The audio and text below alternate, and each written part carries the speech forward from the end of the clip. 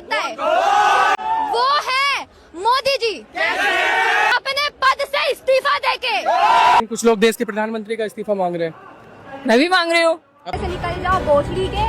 और जो मोदी ने करा क्या, मोदी अगर तूने रिजाइन नहीं कराना भोसड़ी के, दिख रहा है चप्पल दिख रही है कि भोसड़ी के। मुझे तो गालियां दी गई, मेरी स्वर्गीय माता को भी गालियां दी गई। हाय फ्रेंड्स, आज तो मन करता है बस आपसे ही बातें करूं। जंतर मंतर पर जो कुछ भी हुआ देश और दुनिया ने देखा है। देश बहुत आगे बढ़ रहा है, आगे बढ़ने वाला है और आपका भी आगे बढ़ना निश्चित हो।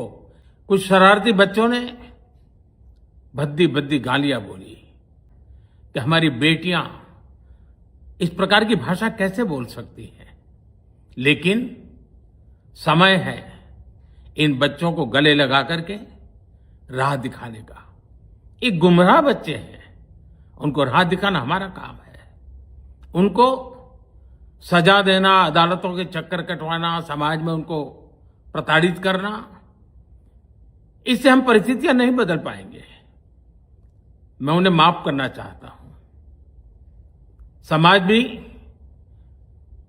मेरी इस बात को स्वीकार करे, क्योंकि मेरे मन में एक ही भाव है।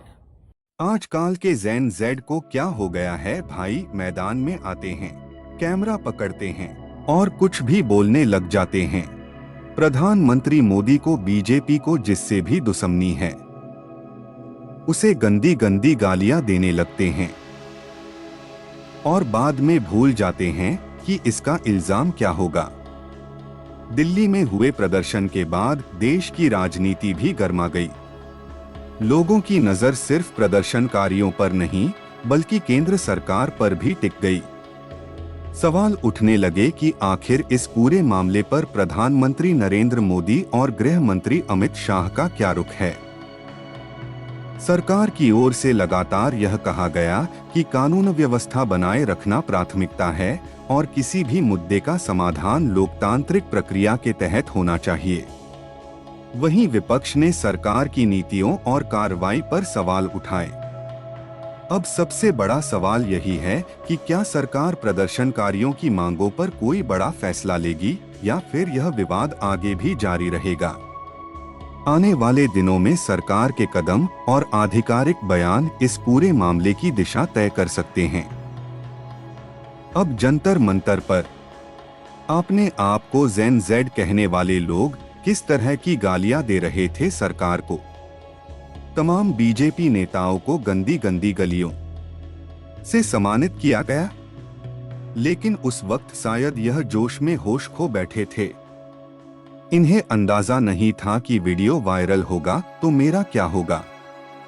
अब देखिए, रुचिरा सिंह नाम के एक लड़की ने प्रधानमंत्री नरेंद्र मोदी को कैसे गालियां दे रही है।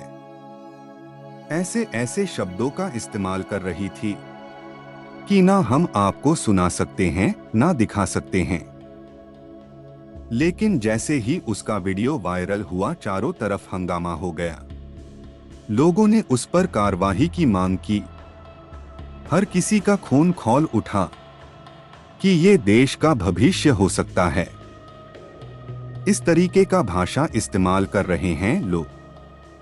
जैसे ही रुचिरा सिंह का वीडियो वायरल हुआ, तमाम लोगों ने उसके खिलाफ थाना में कार्रवाई की।